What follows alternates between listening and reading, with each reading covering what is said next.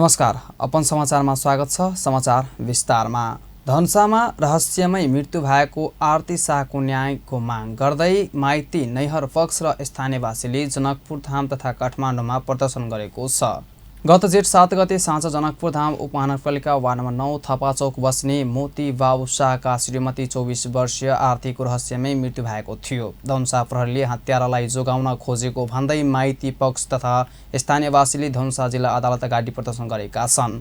निष्पक्ष अनुसन्धान र दोषीमाथि कारबाहीको माग परिवारजनले गरेको छ।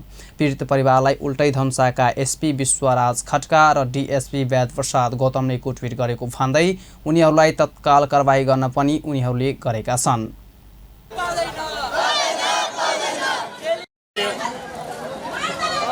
फांसी तक घर परिवार सब मतलब मार दिल्के के न्याय के लागि हम सब आयल छे।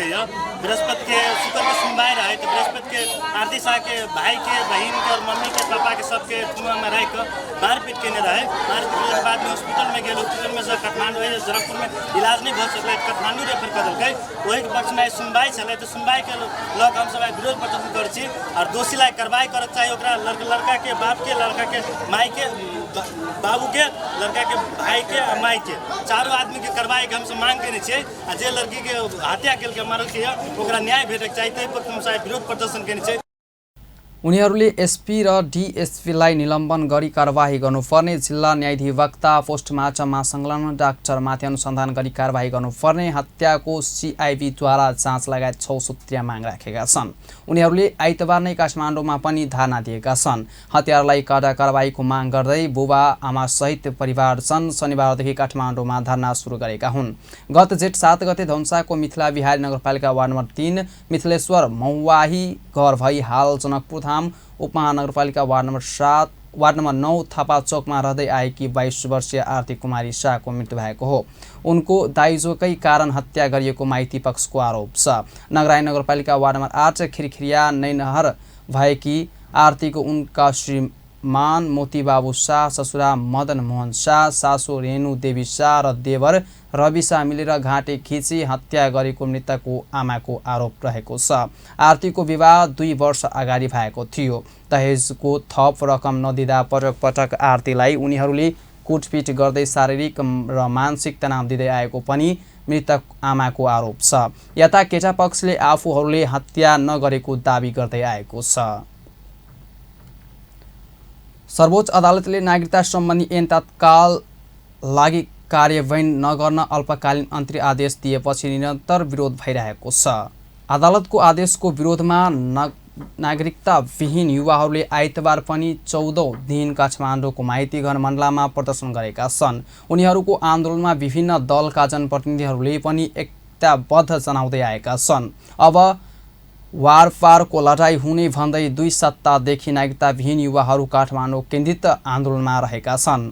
उनीहरूले आइतबार सर्वोच्च अदालत अगाडि प्रदर्शन गर्न थालेपछि प्रहरीले धरपकड समेत गरेका छन्। प्रहरीले 11 जनालाई पक्राउ गरेको थियो।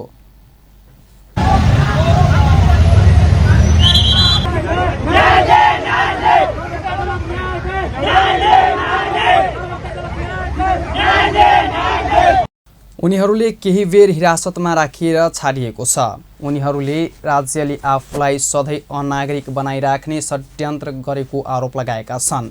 बुबा आमा नेपाली नागरिक भएर पनि सन्तान नागरिकता नपाउनु अवस्था सिर्जना गरिएको भन्दै उनीहरूले आक्रोश व्यक्त गरेका छन्। आफूहरू कहाँको नागरिक भनेर उनीहरूले राज्यसँग प्रश्न समेत गरेका छन्। जन्मसिद्ध नागरिक लाखौं सन्तान नागरिकता नपाएर विभिन्न समस्या खेप्दै आएका छन्। राष्ट्रपति यो विधेयक प्रमाणीकरण गरेपछि गृह मन्त्रालयले नागरिकता वितरण गर्न जिल्ला प्रशासन कार्यालयलाई सर्कुलर जारी गरेको थियो। संशोधित व्यवस्था अनुसार जन्मका आधारमा नागरिकता पाएका व्यक्तिका सन्तानले वंशजको नागरिकता पाउने भएका थिए। त्यस्तै बाबुको पहिचान नभएको घोषणा गरी आमाको नामबाट मात्र नागरिकता पाउने व्यवस्था पनि यो कानुनले गरेको थियो। विदेशी बुबाबाट जन्मिएका नेपाली महिलाका सन्तानले नेपालको अंगीकृत नागरिकता पाउने व्यवस्था यो कानुनले गरेको थियो। तर सर्वोच्चले ऐन तत्कालका लागि कार्यान्वयन नगर्न अल्पकालीन अन्तरिम आदेश दिएपछि नागरिकता विहीन युवाहरू आक्रोशित बनेका हुन्। मध्य प्रदेशको 7वटा विषयगत समितिहरूमध्ये 5वटा समितिको सभापति चयन गरिएको छ। 5वटामा जसपा, जनमत, माओवादी, एमाले र लोसपाले क्रमशः सभापति छान्दा काङ्ग्रेस र नेकपा यसको भागमा परेको 2वटा बाँकी रहेको समितिमा सभापति छान्न बाँकी छ। प्रदेश सभा कार्य सञ्चालन नियमावली 2075 को नियम 146 बमोजिम गठित विषयगत समितिहरूमध्ये विकास समिति, अर्थ तथा योजना समिति, प्राकृतिक स्रोत तथा वातावरण समिति, सार्वजनिक लेखा समिति र महिला बालविका तथा सामाजिक न्याय समितिको सभापति सर्वसम्मत चयन गरिएको हो। जस अनुसार विकास समितिको सभापति जसपा नेपालका शारदा शङ्कर प्रसाद कलवार, अर्थ तथा योजना समितिको सभापतिमा जनमत पार्टीका सतीश कुमार सिंह, प्राकृतिक स्रोत तथा वातावरण समितिको सभापतिमा नेकपा माओवादी केन्द्रकी शारदा दास पहाडी, सार्वजनिक लेखा समितिको सभापति नेकपा एमालेकी मन्जु कुमारी थापा मगर र महिला बालबालिका तथा सामाजिक न्याय समितिको सभापतिमा लोसपाकी रूपा कुमारी यादव सर्वसम्मत भएका छन्। विषयगत समितिका सभापतिहरूलाई सभामुख रामचन्द्र मण्डलले आइतबार बिहान पद तथा गोपनीयताको शपथ ग्रहण समेत गराएका हुन्।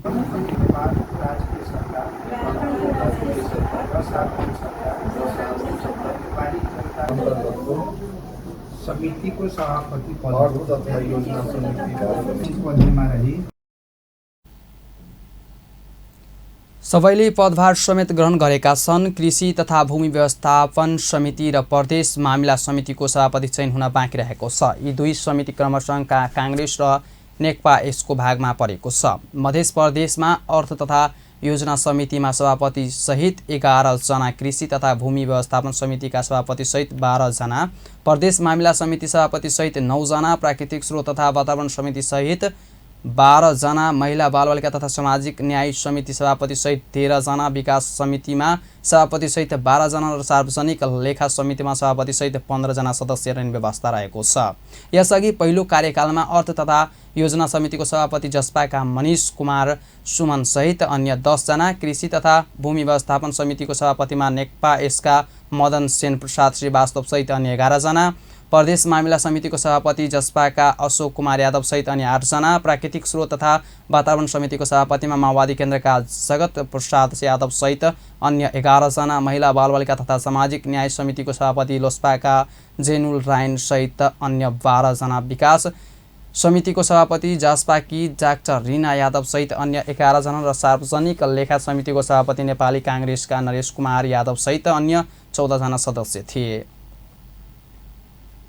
सरकारवालाहरूले भाषा आयोगले तय गरेको प्रदेशको सरकारी कामकाजका भाषाहरूलाई कार्यान्वयन तहमा लैजानुपर्ने बताएका छन्। जनकपुर धाममा भाषा आयोगले गरेको सरकारी कामकाजको भाषा कार्यान्वयन सम्बन्धी अन्तर्क्रियामा सहभागीहरूले आयोगले गरेको सिफारिस कार्यान्वयन गर्नुपर्ने बताएका हुन्। कार्यक्रममा मध्य प्रदेशका प्रमुख हरिशङ्कर मिश्रले मधेसमा मातृभाषाहरूको सम्वर्धन र संरक्षणमा ध्यान दिन सबैसँग आग्रह गर्नुभएको छ। उहाँले पछिल्लो समय मातृभाषाप्रति लगाव घट्दै गएको आफूले पाएको भन्दै मातृभाषाको महत्त्वको विषयमा सबैलाई जागरुक बनाउनु पर्ने पनि बताए। उनले मधेसका प्रमुख मातृभाषालाई सरकारी कामकाजको भाषा बनाउनेतर्फ अग्रसरता लिनुपर्ने समेत जानकारी दिनुभयो।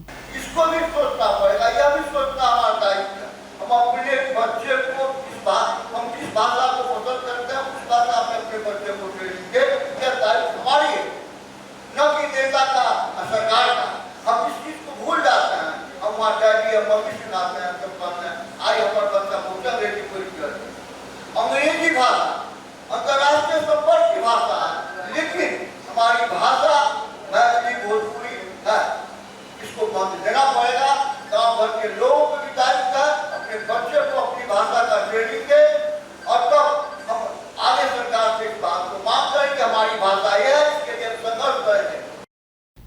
भाषा आयोगले मध्य प्रदेशको सरकारी कामकाजका भाषाका रूपमा मैथिली, भोजपुरी र बान्जिङका भाषालाई सिफारिस गरेको छ, तर अहिलेसम्म कार्यान्वयनमा आउन सकेको छैनन्। यसै सन्दर्भमा जनप्रतिनिधिहरूसहित सरकारवालाहरूले चिन्ता व्यक्त गर्दै कार्यान्वयन जोड दिएका हुन्। उनीहरूले मातृभाषा सरकारी कामकाजका भाषा बनाउनु पर्ने कारण, यसको महत्त्व, आवश्यकता साथै चुनौती लगायतका विषयमा ध्यान राखेका छन्। राजनीतिक अधिकार तो प्राप्त हो गए किस माने में भलो कि बहुत किस पानी से लेवो, लेकिन भाषिक अधिकार, समान भाषिक अधिकार और अवसर से नेपाल की जनता वंचित से जगह स्थापित करने आ सकते तो अपने जाकर ये अगाडि बढ्नु कि कोनो आगे इन्तु परंतु नहीं कका देशे मैथिली भोजपुरी के स्पेशली अखन आगे रौथट वासी सब कहै छै कि हम सब बजिका भाषा बजै छी ते द्वारे देशे ठीक है बजिका भाषा बजै छै तो जेकर मदर टंग है आगे जेकर अहाँ के मदर टंग है वही मदर टंग के अहाँ के देश मैथिली मातृभाषा के सब यानी काम काजक भाषा के रूप में यदि यहाँ के विकास करे छे तो स्वाभाविक रूप से अहाँ के देश एहि द्वारे कि मातृभाषा के और भेरी स्वायत्तता हो सब भाषा के इतिहास अहिले के संस्कृति के इतिहास आइ एक छोट शब्द में हम कहब सब के अहाँ के जोड़ाबे के जरूरी छै एकरा आरो अगाडि बढ़ाबे के जरूरी छै एहि को हमरा अहाँ के सब के चिंतन होय के जरूरी है पृष्ठभूमिहरुलाई पनि हामीले हेर्नु पर्छ हामी विभेदको कोणबाट हामी सबै भाषाभाषीहरू खास गरेर मध्य प्रदेशमा र अहिले चाहिँ प्रशासनिक हिसाबले मध्य प्रदेशमा नभएका पनि मध्य सिस्टम समुदायको तल्लो भेगमा बस्ने गरेका छन् हामी छुट्टा छुट्टी प्रदेशमा भए पनि राज्यले हामीलाई चाहिँ मधेसी भनेर हामीलाई चाहिँ अवहेलना गर्यो अपमानित गर्यो र त्यसलाई हामी आफ्नो चाहिँ सम्मान ठान्यौं बहुत सारे विषय का छलफल करने चाहिए देश अस्त चले आज के दिन में सिलसिले बात छलफल ले भाषा ले पहचान ले विभिन्न बात सब होते हैं मधेश पोशाक की बात होते तो मधेश के राष्ट्र प्रादेशिक पोशाक की है यो सारे विषय वस्तु छलफल वो क्या हमसे बात करी तो 6 में देने हैं कि नेपाल में बोलने सभी भाषा राष्ट्रीय भाषा हो और हमारे सबके प्रदेश के भी काज कर देने चाहिए कृपा कर नेपाली शासक कौन काज कर देने चाहिए तो नेपाल के संविधान 2007 के उपदफा 2 बमोजिम प्रदेश सरकार और हम सब प्रदेश सभा से प्रदेश में बोलने एक व एक बंदा बड़ी भाषा लाई सरकारी कामकाज को भाषा के रूप में निर्धारण करेंगे हमरो सबके कार्य कसैले मधेसी भाषा के हो मलाई थाहा छैन भन्ने यो मलाई लाग्छ कि निरर्थक होला र यसमा खास गरेर मधेसको लागि पढ्नु पर्यो जान्नु पर्यो शोध त गर्नु पर्यो आवश्यकता देखिन्छ र यसलाई खास गरेर एउटा जोड्ने भाषा मेचीदेखि महाकालीसम्म जोड्नको लागि एउटा नयाँ भाषाकै आविष्कार गर्न सकिन्छ र यसको व्याकरण यसको डिक्सनरी कसरी तयार गर्न सकिन्छ यसमा चाहिँ अहिलेदेखि नै भाषा आयोगले कार्यक्रममा आयोगका सदस्य गोपाल प्रसाद श्राफले मध्य प्रदेशको भाषिक स्थिति र सरकारी कामकाजको भाषा सम्बन्धी कार्यपत्र प्रस्तुत गर्नुभएको थियो। कार्यपत्रमा मधेसको पहिलो भाषा मैथिली, दोस्रो भोजपुरी, तेस्रो बन्जिङका, चौथो नेपाली र पाँचौं भाषा थारू भाषा रहेको जनाइएको छ। कार्यक्रममा भाषा आयोगका सचिव जयराम अधिकारीले भाषा आयोगको कार्यक्षेत्र, कार्यक्रम तथा आयोजना, सिफारिसहरू र कानुनी प्रबन्धको अवस्था विषयबारे जानकारी दिनुभएको थियो। जनता समाजवादी पार्टीका अध्यक्ष उपेन्द्र यादवले नेपालमा चरम भाषिक विभेद र असमानता रहेको टिप्पणी गरेको छ। जनकपुरधाममा भाषा आयोगले आयोजना गरेको सरकारी कामकाजको भाषा कार्यान्वयनका लागि अन्तर्क्रिया कार्यक्रम बोल्दै पूर्व उपप्रधानमन्त्री तथा परराष्ट्र मन्त्री समेत रहेका यादवले नेपालमा बोलिने 125 भाषा मध्ये एक मात्र भाषालाई मान्य भाषाको रूपमा प्रयोग हुनु भाषिक विभेद र असमानताको प्रकाष्ठ रहेको बताएका छन्। भाषा के नेपाली भाषा के या सरकारी कामकाजी भाषा के मान्यता अखंडीय भाषा के मात्र से जय मुल्क में भाषा बोली मिलाकर 125 के आसपास बोला जाए वही देश में मान्य भाषा के रूप में एक का भाषा के मात्र प्रयोग हुई ऐसे बड़का भाषिक विभेद और असमानता की भाषा। यादवले नेपाली भाषा भन्दा नेपालीमै बोल्ने अन्य धेरै भाषाहरू अत्यन्त प्राचीनतममा रहेको दावी गर्दै मिथिला, मान्डवी, नेपाल, तमाङ जस्ता भाषाहरू नेपाली भन्दा पनि प्राचीन रहेको तर्क गरेका छन्। खसबाट पर्खेत र गोर्खा हुँदै विक्रम सम्बन्ध 1933मा गोर्खा भाषा प्रकाशनी समिति बन्दै 1970मा सोही समितिलाई नेपाली भाषा प्रकाशनी समिति बनाएर नेपाली भाषाको रूपमा प्रचार गरिएको हालको नेपाली भन्ने यो भाषालाई राज्य शक्तिको बलमा एकल र निर्विकल्प भाषाको मात्र आधिपत्य जमाइनु अन्यवाद रहेको उनले बताए। नेपाली वही गोर्खा भाषा प्रकाशनी समिति के नेपाली भाषा प्रकाशनी समिति के रूपांतरण किया गया। एक बाद एकरा नेपाली भाषा कह प्रचार करे शुरू किया। वही हिसाब से देखल जाए तो वही भाषा से बहुत भाषा नेपाल में अत्यंत प्राचीनतम भाषा मिथिला मैथिली भाषा या नेपाल भाषा या तामाङ भाषा या अन्य भाषा काफी पुराना और स्थापित भाषा।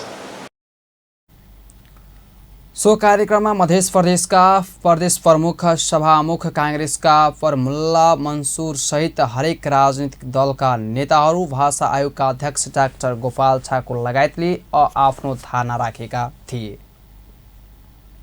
मध्य प्रदेशका सांसद राम आशीष यादवले प्लास्टिक जन्य पदार्थको प्रयोगबाट हुने हानि नोक्सानीका विषयमा सबै जागरुक हुनुपर्ने बताउनु भएको छ।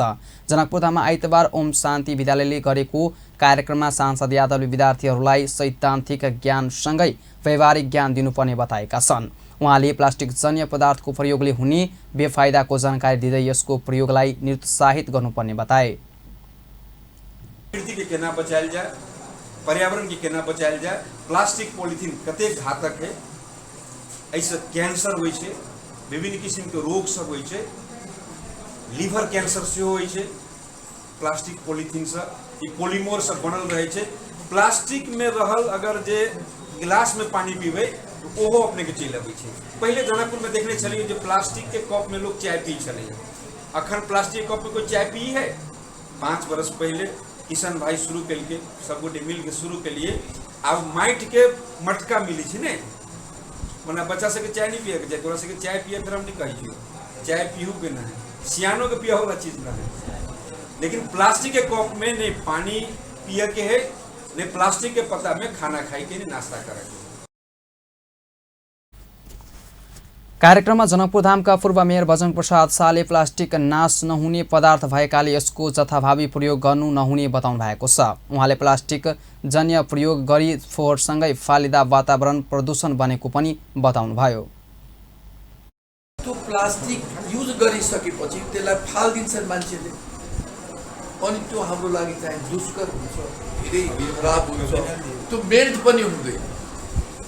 वर्षों उहाँले 1000 वर्षको कुरा गर्नु, जमिन मुनि पनि त्यो एउटा खास किसिमले पदार्थ त्यो केमिकल्स त्यहाँबाट निस्किन्छ। त्यसले चाहिँ एकदमै त्यो हाम्रो वातावरणलाई चाहिँ दूषित पारिदिन्छ, हाम्रो लागि खतरा हो। त्यस कारणले युनाइटेड नेसनले पनि पर्यावरण दिवस सालमा एकचोटि मनाउँछ। संसारभरिको वातावरण स्वच्छ कसरी रहन्छ, यो हावा र पानी दुईटा महत्त्वपूर्ण कुरा छ। जीवनको लागि जल हाम्रो जीवन हो र हावा पनि हाम्रो जीवन हो। कार्यक्रममा विद्यालयका प्रधानाध्यापक मुकेश यादव, अभियानी कृष्ण चन्द्र शाह, इन्सेकका मध्य प्रदेश अध्यक्ष राजु पासवानका साथै विद्यार्थीहरू लगायत सहभागी भएका थिए। भोलिदेखि काठमाडौँ महानगरपालिकामा भारतीय चलचित्र प्रदर्शन निषेध गरिएको छ। काठमाडौँको महानगरपालिकाका मेयर बालेन्द्र शाहले सामाजिक सञ्जाल मार्फत काठमाडौँको महानगरमा कुनै पनि भारतीय चलचित्र प्रदर्शन गर्न भोलिदेखि निषेध गरिएको बताएका छन्।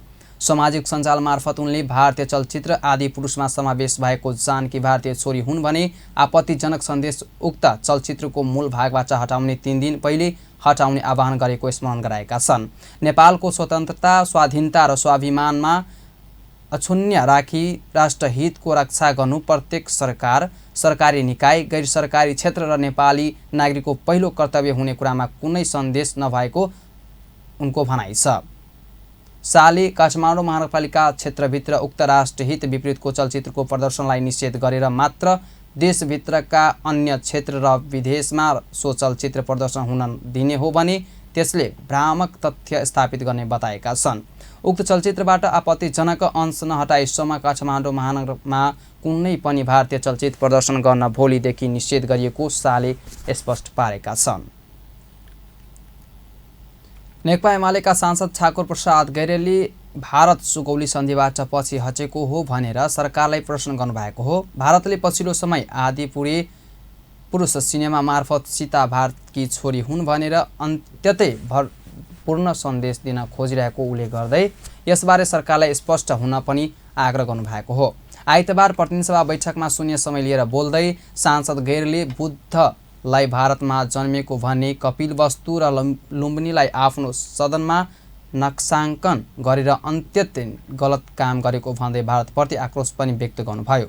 उहाँले भारतले नेपाललाई ग्रेटर नेपालको बहसतर्फ धकेल्ने प्रयास गरिरहेको उल्लेख गर्दै नेपालको 1 इन्च पनि भूमि छोड्न पक्षमा आफूहरू नरहेको पनि बताउनुभयो। पुनः समाचार प्रवाह गर्ने भारत अहिले कपिलवस्तु र लुम्बिनीलाई आफ्नो सदनमा नक्साङ्कन गरेर अत्यन्त गलत काम गरेको छ।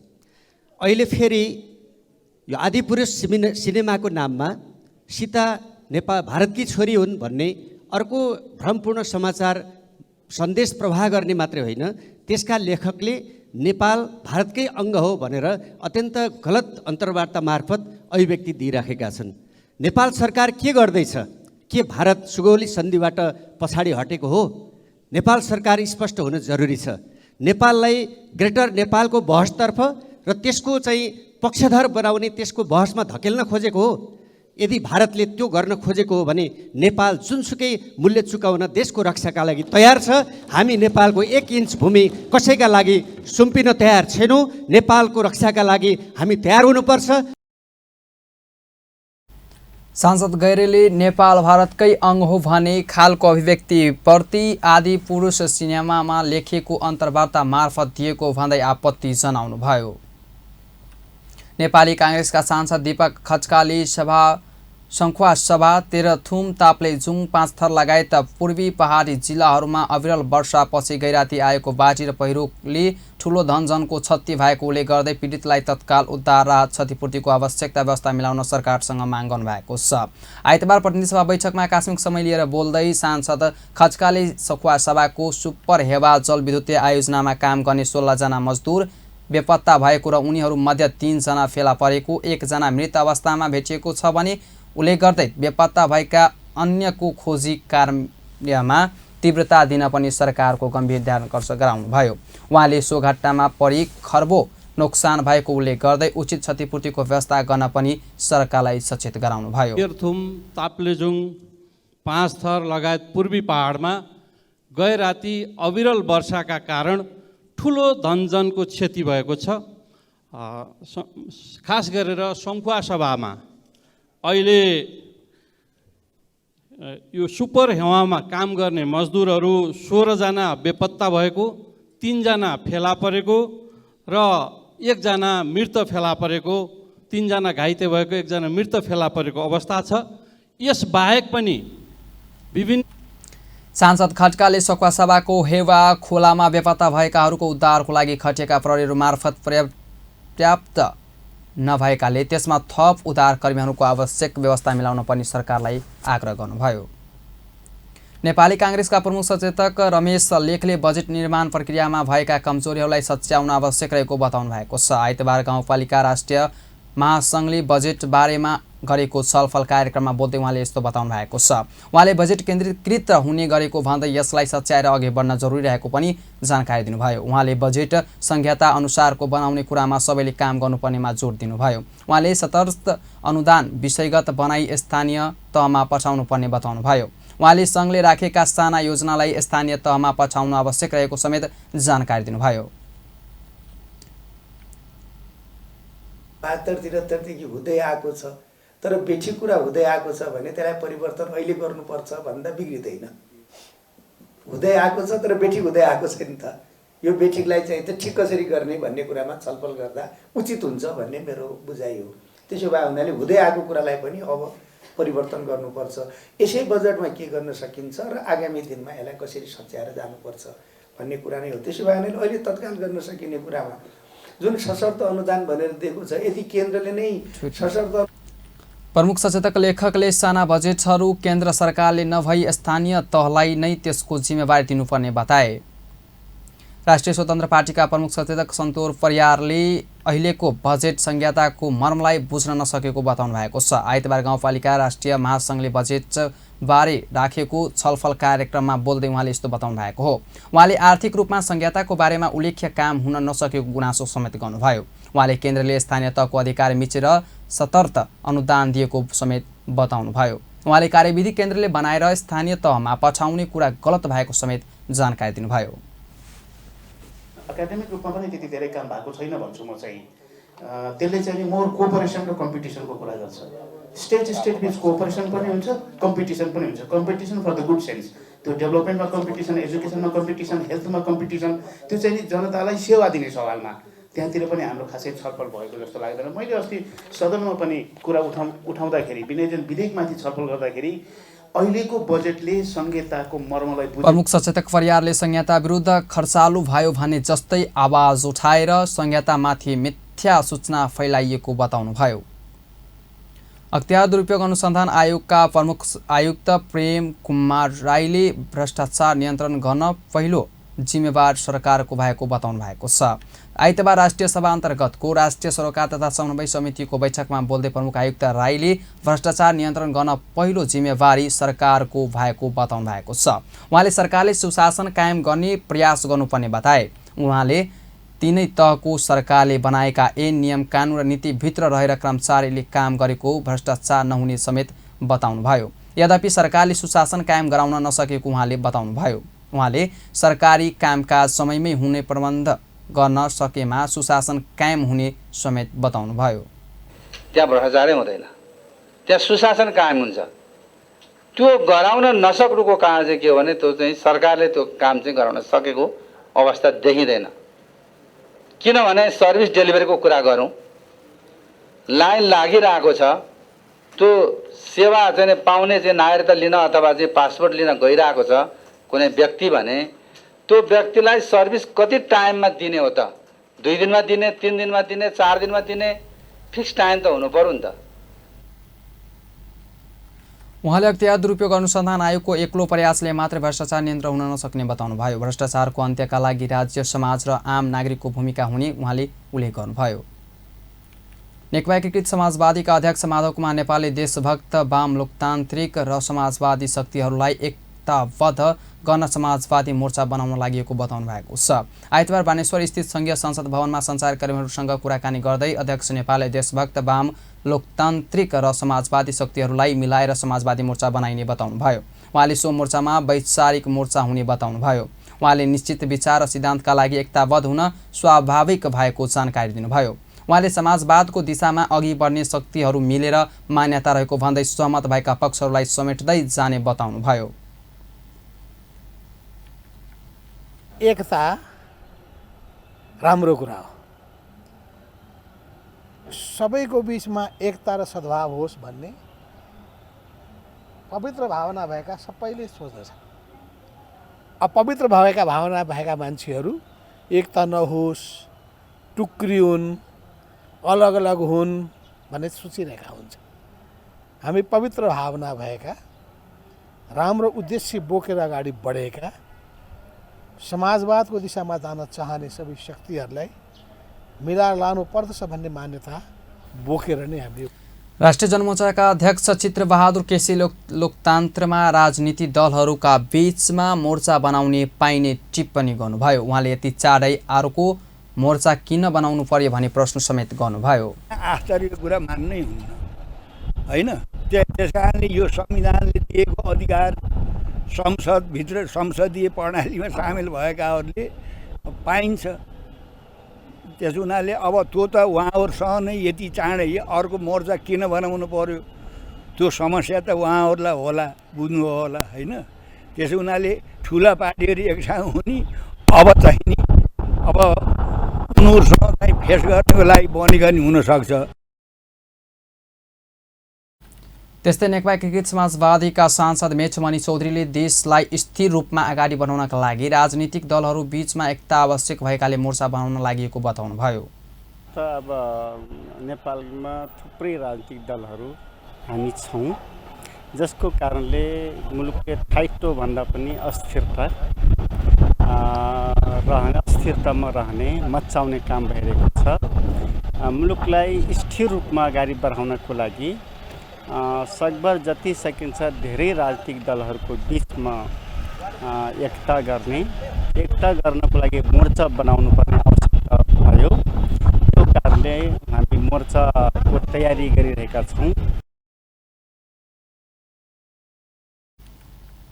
प्रमुख प्रतिपक्ष दल नेकपा एमालेका सांसद रघुजी पन्तले सत्ताभित्र वैज्ञानिक पावर बढाउनका लागि मात्र मोर्चा बनाउन लागेको टिप्पणी गर्नुभयो। नगरपालिका सङ्घका अध्यक्ष भीमप्रसाद ढुङ्गानाले सांसदहरूले संसदमा स्थानीय तहका अधिकार कटौती गरेको बारेमा आवाज उठाउन नसकेको बताउनु भएको छ। आइतबार गाउँपालिका राष्ट्रिय महासङ्घले बजेटका बारेमा गरेको छलफल कार्यक्रममा बोल्दै उहाँले यस्तो बताउनु भएको छ। उहाँले बजेट स्थानीय तहहरूमा कसरी विनियोजन गर्ने भन्नेमा सांसदहरूले साथ दिन आवश्यक रहेको बताउनुभयो।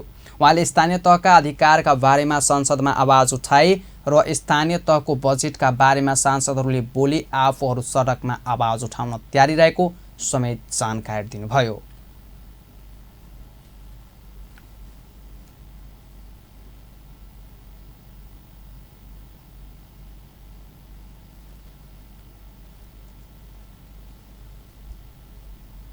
हाम्रो तागत छैन, तपाईहरुलाई अनुरोध गरेका छौं पार्लियामेन्टमा गएर यहाँ बोलेका कुराहरु जति उठाइदिनुस्, बाहिर सडक तताउने काम हामी गर्छौं। एकपटक प्रधानमन्त्री र अर्थमन्त्री भेट्छौं, त्यसपछि कुनै पनि निर्णय गरेर हामीलाई विवश नबनाइदिनुस्। हाम्रो आशय भने चाहिँ यो अलिकति वार्मिङ गरेको मात्रै तताओ तपाईहरुलाई।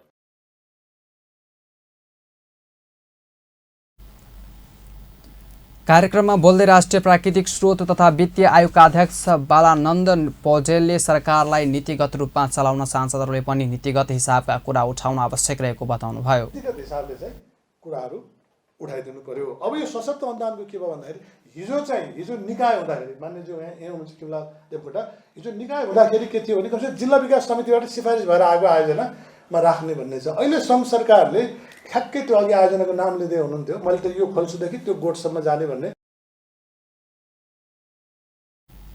अध्यक्ष पौडेलले सशस्त्र अनुदान प्रदेश र स्थानीय तहले समेत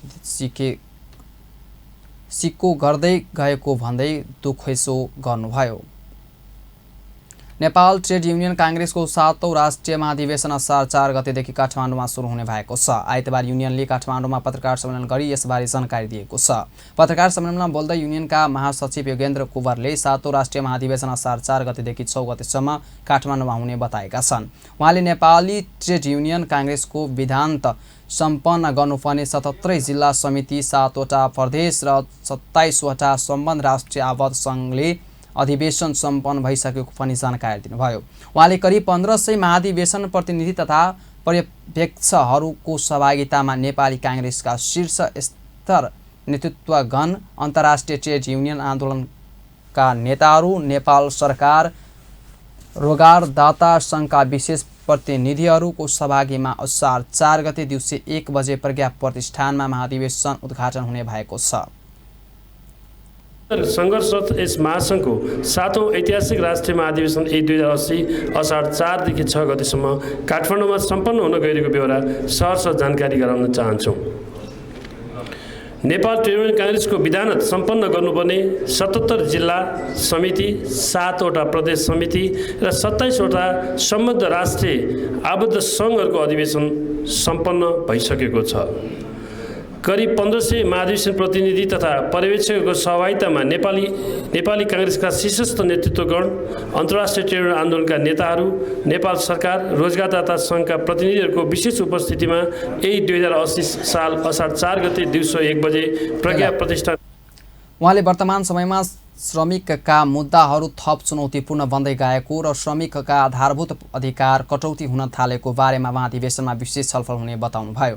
उहाँले श्रम ऐनमा भएका व्यवस्थाको अपव्याख्या गर्दै कार्यस्थलबाटै श्रमिक कटौती गर्न काम सुरु भएको प्रति आपत्ति समेत जनाउनुभयो। नेपाल क्रसर तथा खानेपानी उद्योग व्यवसायी महासङ्घले असार 16 गतेदेखि देशभर गिट्टी बालुवा उत्पादन कार्य बन्द गर्न चेतावनी दिएको छ। महासङ्घले आइतबार काठमाडौँमा पत्रकार सम्मेलन गर्दै असार 16 गतेदेखि देशभर गिच्ची बालुवा उत्पादन कार्य बन्द गर्न निर्णय गरेको जानकारी दिनुभयो। महासङ्घले सरकारले कानुन बमोजिम दर्ता भई इजाजत लिए सञ्चालनमा रहेका क्रसर, खानी तथा बालुवा उद्योगहरू असार 15 गतेभित्र नवीकरण गर्न निर्देशन माग गरेको छ। पत्रकार सम्मेलनमा महासङ्घका अध्यक्ष सीताराम नेउपानेले सरकारले विगत 10 वर्षदेखि क्रसरका समस्याका समाधानको लागि पहल गरेको पनि अहिलेसम्म नभएको गुनासो गर्नुभयो। उहाँले अवैध क्रसर उद्योग बन्द गर्ने नाममा कानुन बमोजिम सञ्चालनमा आएको उद्योगहरू समेत बन्द गरेको बताउनुभयो। अव्यावहारिक निर्णयका कारण निरन्तर उद्योगहरूको नवीकरण सम्बन्धी समस्या झेल्दै आएका नेपाल सरकार गृह मन्त्रालयले मिति 2079 पुसको 20 गतेबाट उहाँले मन्त्री परिषद गत माघ 11 गते दर्ता भई सञ्चालनमा रहेका तर मापदण्ड लगायतका कारण नवीकरण हुन नसकेका क्रसर उद्योगको हकमा कानुन अनुसार लाग्ने कर, दस्तुर, शुल्क लगायत राजस्व लिई 2080 असार मसान्तसम्म यथावत रूपमा सञ्चालन गर्ने निर्णय कार्यान्वयन नभएको समेत जानकारी दिनुभयो। नेपाल विद्युत प्राधिकरण मध्य प्रदेश प्रादेशिक कार्यालयका प्रमुख मनेन्द्र प्रसाद ठाकुरले सेवाग्राहीलाई सहज ढङ्गले सेवा प्रवाह गर्न निर्देशन दिएका छन्। प्राधिकरणको सिरा स्थित मिर्सया वितरण केन्द्रले शुक्रबारबाट सुरु गरेको विभिन्न घर परिवारलाई निःशुल्क विद्युत मिटर वितरण कार्यक्रमलाई सम्बोधन गर्दै सेवाग्राहीलाई कुनै पनि प्रकारको दुःख दिने, अल्झ्याउने, फर्काउने खालका व्यवहार नगर्न कर्मचारीलाई निर्देशन दिएका छन्। प्रादेशिक कार्यालयका प्रमुख ठाकुरले नेपाल सरकार प्राधिकरणको सामाजिक दायित्व अन्तर्गत मिर्सया वितरण केन्द्रले शनिबारबाट निःशुल्क मिटर वितरण कार्य सुरु गरेका छन्। भावना बोकेर जानुपर्छ भन्ने हाम्रो मान्यता छ, मतलब सुशासनको अवस्था। त्यो क्रममा तपाईहरुले अनावश्यक हाम्रा सेवाग्राहीहरूलाई कुनै प्रकारको झन्झट, दुःख यहाँबाट नहोस्। आफ्नो सेवा चुस्त दुरुस्त तरिकाले ट्रान्सप्यारेन्ट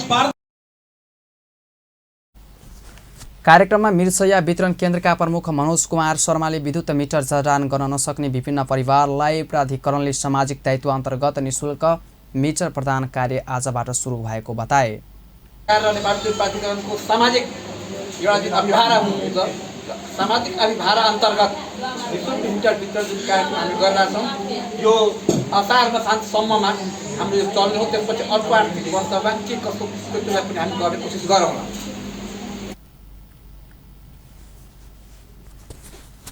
वितरण केन्द्रका सेवा क्षेत्रभित्र 500 ग्राहकलाई निःशुल्क विद्युत मिटर र एमसिबी दिने कार्यक्रम रहेको जनाए। वडाहरूले दिएको विभिन्न सिफारिसको आधारमा मिटर दिने उहाँको भनाइ थियो। नेपाल विद्युत प्राधिकरणका प्रवर्धक निर्देशक कुलमान घिसिङले सरकारले ट्रान्समिसन लाइन निर्माणलाई प्राथमिकता नदिए विद्युत आपूर्ति समस्या आउने बताउनु भएको छ।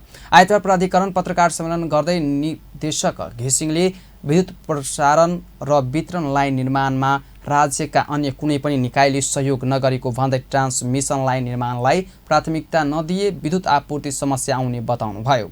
उहाँले बिजुली निर्यात गर्ने, आन्तरिक उपभोग बढाउन वा बिजुलीबाट आर्थिक लाभ लिन प्रसारण र वितरण लाइनमा सुधार गर्न आवश्यक रहेको समेत जानकारी दिए। सम्ममा सिद्ध्याउनुपर्छ भनेर हामी कति लाग्यौँ, तर वनको क्लियरेन्स अस्ति भर्खरै मात्रै प्राप्त भयो। अहिले अझै 1 महिना लाग्छ।